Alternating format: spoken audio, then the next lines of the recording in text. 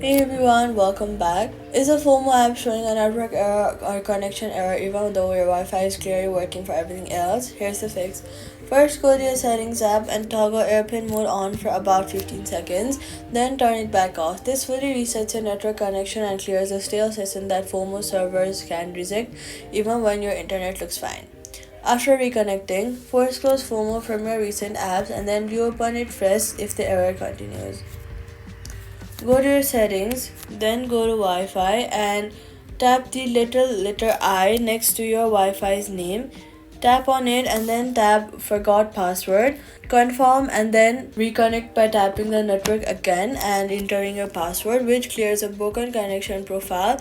If it still shows the error on Wi-Fi specifically, try switching from Wi-Fi to mobile data in the settings to confirm whether the issue is with your specific network.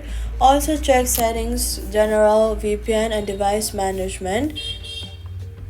Scroll down and tap on it and make sure that no VPN is active, since VPNs frequently trigger false connection errors on crypto and trading apps specifically. So all you've got to do is airplane mode reset, forget and reconnect your Wi-Fi and turn off any VPN. Then the connection error will clear and that's it. Subscribe.